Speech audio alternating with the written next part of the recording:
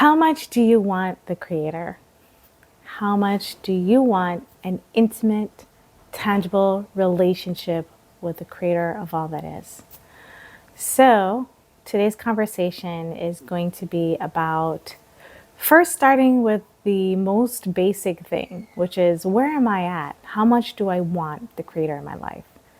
Do I even have a strong desire? Because it is the desire to want the Creator that allows us to take the steps and the actions to seeking the Creator and to develop a relationship with the Creator.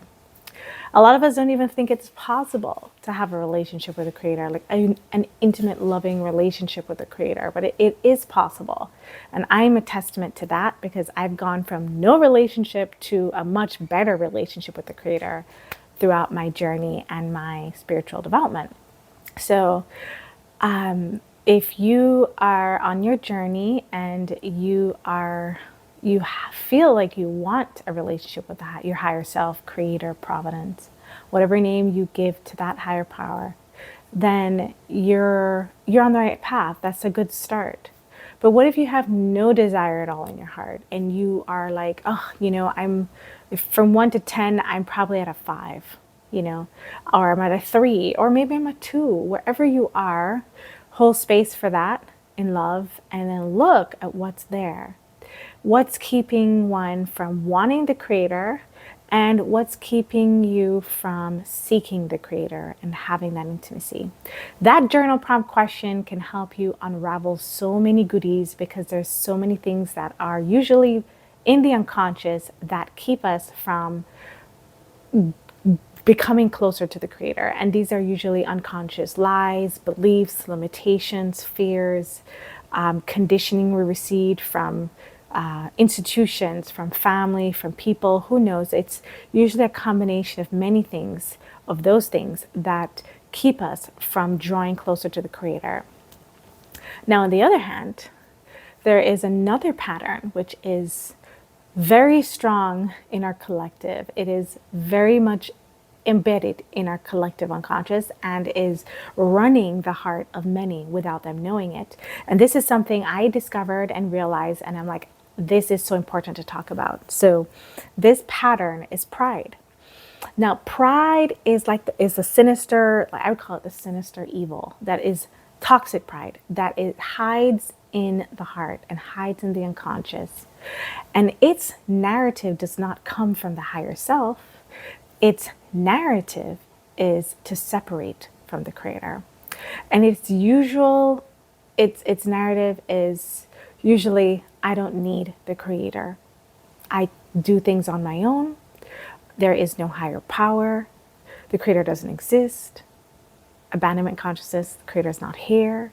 I have to do it all on my own, right? Pride hides and says, I don't need you. I can do it all on my own. So you can find out what the flavor is if you look at what is it that's in me? What rebellion, what pride is in me? What is that narrative? What is it saying? What is it trying to do here? And get conscious of that so you can look at it and say, wow, that's not me. What I really want is a relationship. And so who do I need to become to have that relationship? And it's the complete antithesis of pride, which is humility. Humility says it's like a love relationship, right? And in the heart, they're both saying to each other, I love you, I need you. We need each other. We work best together than apart. This is the same type of romance and love relationship we have in the heart because it's a love relationship that we have with the Creator. It's a union, it's an intimacy, it's a marriage. So when we shut out our other half, we're like, I don't need you. Then that's pride, right? And that blocks us from receiving the Creator's love tangibly. And that blocks us from having an intimate relationship with ourselves, with the Creator of all that is. So this is important to become aware of. So one of the things I asked myself, I was like, okay, what actions would I be taking if I was coming from humility to develop a more intimate relationship with the Creator? All right, I gotta say that again. What actions would I be taking if I was coming from humility in my relationship with the Creator? What would I be doing on a day-to-day basis to draw closer to the beloved Creator, right? You can find out what that is for you, right? The answers could come from your heart and your intuition, right? Or you can ask, hey, beloved Creator, higher self, higher power, what do I need to be doing every day to draw closer to you? What is your will here? Like, what would draw me closer, right? That's another question. Another way you can cross-reference this would be, you can ask yourself, what actions would pride be taking? Toxic pride. And toxic pride ain't taking no actions to draw closer to the Creator. You can best believe that. It is not thinking about the Creator.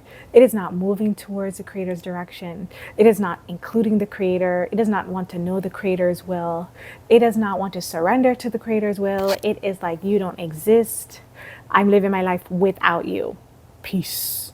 Now, it may not say peace, but I just added that. But humility, on the other hand, is that love, that cultivation of like, OMG, like, I'm willing to surrender and acknowledge my role here. I'm willing to acknowledge my limitations and my dependency upon the Creator. Because you see, a lot of us don't realize that the role of how this is supposed to go is there's a humility, there's a dependency, a reliance on the Creator that I can't live without you type of thing. It's like, I need you to live. Like, you beat my heartbeat type of thing. You know what I mean? It's like, I didn't create myself here. Now, we need the Creator like more than water, more than oxygen. Like, Creator is what beats the heartbeat. It's a spirit that gives us life. So do we need the Creator? Yes, we do. But even more so than that, more than just a need, it's like a desire to want the Creator's love and to embody that, to become that, to live in that love. So that love is leading our heart, it's leading our mind, it's leading our being, our life. It's like a surrender to that love so we can receive it. But it comes from that place of thy will be done, which is love and victory and abundance and prosperity, because the Creator's will is for us to thrive and to have a personal, intimate relationship so that we can make better choices, so that we can live our purpose, so that we can have great mental health, so that we can have the best bank accounts, so that we can have the best relationships in our lives. That comes from cultivating and opening that heart center to love and to healing the wound in the heart, which is that separation from the Creator. Like, I don't know why we think that anything else outside of the Creator will solve our problems. But I've realized, I've learned, because I used to come from like, yo, I need more money, I need more this, all that's gonna solve my problems. But listen, have you seen people who make more money and they still miserable, or they're not happy because that void inside their heart is not filled? You get my point. So the truth is, I've come to realize, and you may completely disagree with me, and that's totally okay. What I'm just sharing is my learning, my observation, and feel free to come up with your own understanding, all right? The conversation here is just simply a conversation about where is God in our hearts? Where is the Creator's where is the Creator in our minds and in our hearts? Because if the Creator is not leading in the will, in our hearts and our mind, then what's leading? Who is dominating and taking over the role of the higher self? If it's the ego personality that's leading and is excluding the Creator, then that violates the first commandment of love. Thou shalt have no other gods before thee, before me, before thee. So if we, when we follow the Creator's will, we surrender to the Creator's will, we are in humility and we are seeking to know it. And we're seeking to live from a place of collaboration and harmony versus I don't need you type of thing. Because the truth is, the Creator created us all, loves us all, and is very intimate here right now. So how can we leave out the very person, the very one, the very spirit that created all humanity. Why would we seek anything else above it when it is the source of all creation and the fulfillment that fills the soul? So if we're seeking anything else outside, then we place that thing above the source. And that is putting something above the source. So all in all, how do we get back to this place of shifting from pride to humility? This is the key thing here. It's like that pride, it doesn't come from you. And I know I didn't make that. I didn't decide I want to be in pride. It just showed up in my heart. I'm like, what am I doing with this, Creator? Why is this thing in there? Right? So we see that there are forces that are impacting our humanity, that are impacting our choices, that are moving us away from the Creator. What we need is a movement back to the Creator. We need a movement of love, of prayer, of surrender, of humility, of we need you in this fabric of life, in our economy, in business, in our lives, in our work, in everything we are. We need you leading. We need the God consciousness leading. We need that to be our solution, and that surrender and that willingness to move to a higher ground, a higher power, that a higher consciousness that leads in our minds and hearts.